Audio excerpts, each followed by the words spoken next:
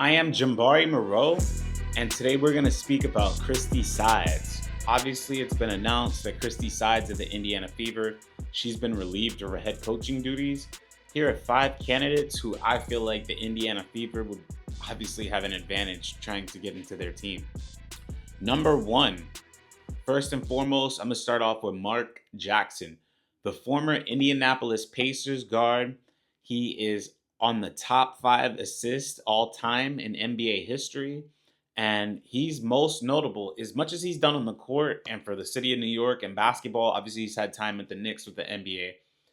But one of the most notable things that he's done is he coached who I feel like is one of the comparisons to Caitlin, is Steph Curry. Now, Jackson played a huge and instrumental part in the development of Curry growing into literally into, a top 75 player of all time. And he knew what he had early, and he developed Curry into a great player. Couldn't see A lot of people couldn't see what Mark Jackson saw to begin the season or to begin Curry's career. And one of the things that he said is that he has the greatest shooting backcourt that's ever played the game of basketball. And then he asked everybody to call his bluff. At the time when he said this, people were looking at him crazy, this and that. But obviously, we've seen how history has panned out, and Curry and Klay Thompson arguably form the greatest backcourt of all time.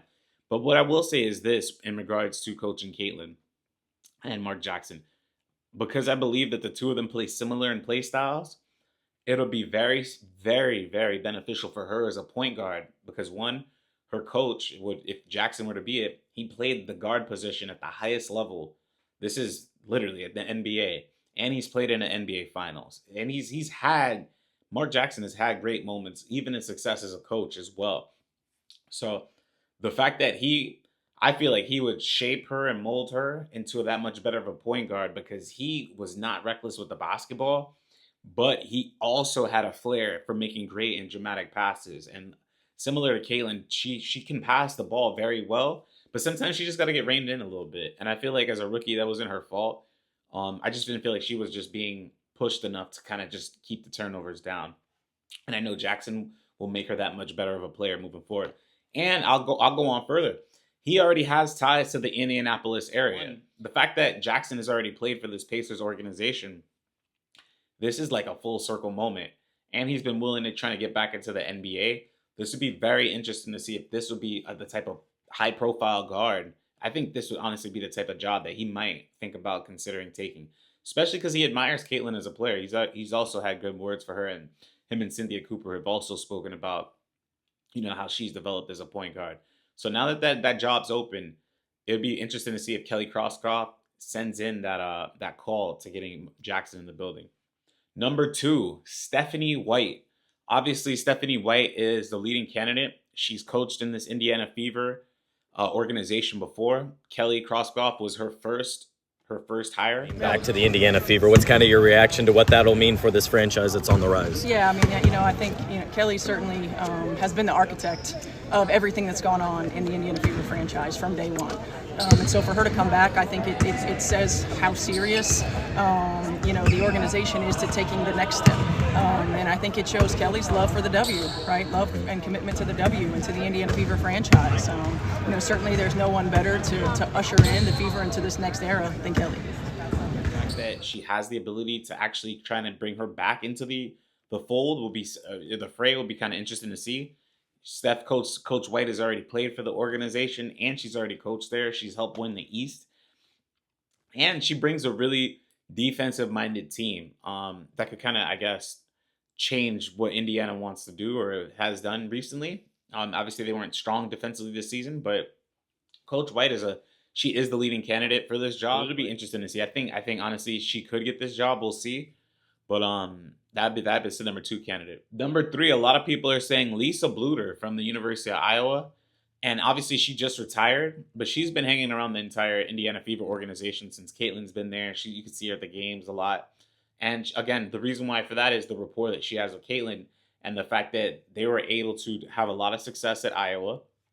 And having her in the fray, it might just bring like a calming presence, because she's a very, even though she can kind of get into the game, she's very cerebral, and she can understand the game really well. So it'll be interesting to see if she actually does have the opportunity to get this job. But number three is a lot of people saying they want to see Lisa Bluder kind of get this job or get consideration for this job.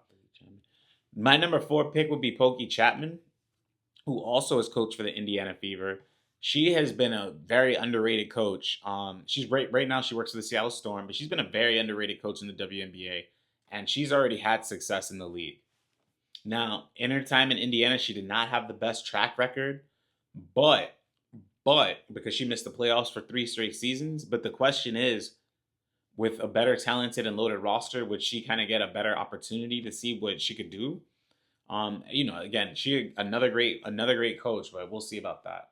But Chapman has played. I mean, she's coached teams in the Chicago that have been in the final. She's had success in the WNBA, so it'll be interesting to see if she does get another opportunity in the WNBA. And obviously, if you give her a player like Caitlin and the rest of this team, there's a better chance that obviously she'll do more successful. And then the last person I want to say, but not least at all, is Muffet McGraw. Muffet McGraw, University of Notre Dame. If you don't know Notre Dame, their guards are always awesome, whether it's Skylar Diggins-Smith, Jewel Lloyd, Arike Ogunbowale, so on and so forth. Now Olivia Miles. The fact that she's been also, just like Lisa Bluder, she's been around this organization over this year. She's a little bit older. And now the question is with her, if Indiana's looking to win now, that would be another type of coach that'd be like ready to go on day one and get this team in order. I feel like if they gave her the opportunity to do this, she would transform this team into a winner. And I'm not saying that they're not already, but she is a damn good coach. And the fact that she's already had success at the collegiate level, coaching previous All-Stars, WNBA All-Stars, as I mentioned, it'd be very interesting to see. So the Indiana Fever, they have a lot of different routes that they can go. I want to see. I mean, we all do. We all want to see where they're gonna go, I guess, and we'll go from there. What are your thoughts? If there's somebody else in the wings that y'all feel like they should, I guess, try and sign, let me know. Put it in the chat. Deuces, y'all.